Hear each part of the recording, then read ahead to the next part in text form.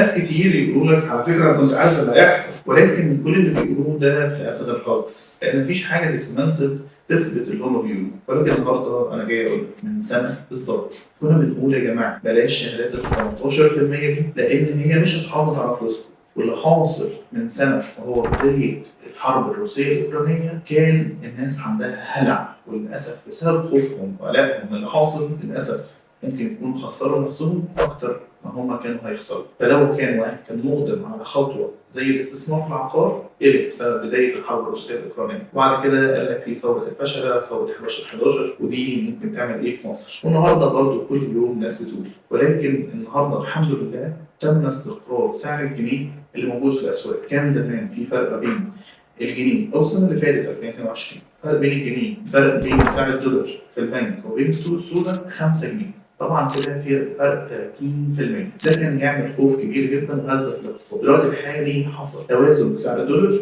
وقريب جدا من سعر البنك هو سعر السوق السوداء. شويه مش هيبقى اصلا في سوق سوداء. ده بيدينا مؤشرات ان هيحصل استقرار او حصل بالفعل بدايه استقرار في الاقتصاد المصري. طيب كل الكلام ده انا بقوله ليه؟ انا بقوله علشان انت لو رجعت في التشانل في شهر 3 2022 في التشانل اليوتيوب اللي انت تتفرج علينا فيها هتلاقي ان احنا كنا بنقول للناس يا جماعه ما تحطوش فلوسكم في شهادات 18%. الناس بالفعل حطت فلوسها، والنهارده عدى سنه والفيديوهات موجوده.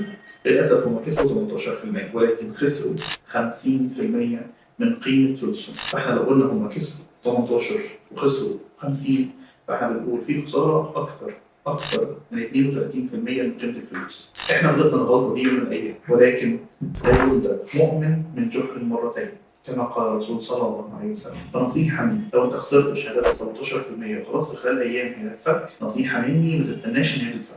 من النهارده تبدا تشوف الفرصه المناسبه ليك في الاستثمار العقاري وتحجزها وتثبت سعر، لان كل يوم بسعر في زياده الاسعار متتاليه. لو حابب تعرف ايه انسب فرصه بالنسبه لك تقدر تتواصل على الرقم الموجود قدامك على الشاشه على الواتساب او الاتصال تليفوني واحنا نعرفها لك. انا وكل الاستشاريين المساعدين ليا من شركه ERG هنوصلك لاعلى قيمه مقابل سعر، كل ده بخدمه مجانيه بنسبه 100%. بانتظار تواصلكم اي استشاري هيكون معاك من خلالي من خلال شركه ERG هيكون باشراف كامل مني. في انتظار تواصلكم. دمتم مستثمرين ناجحين. شكرا لكم.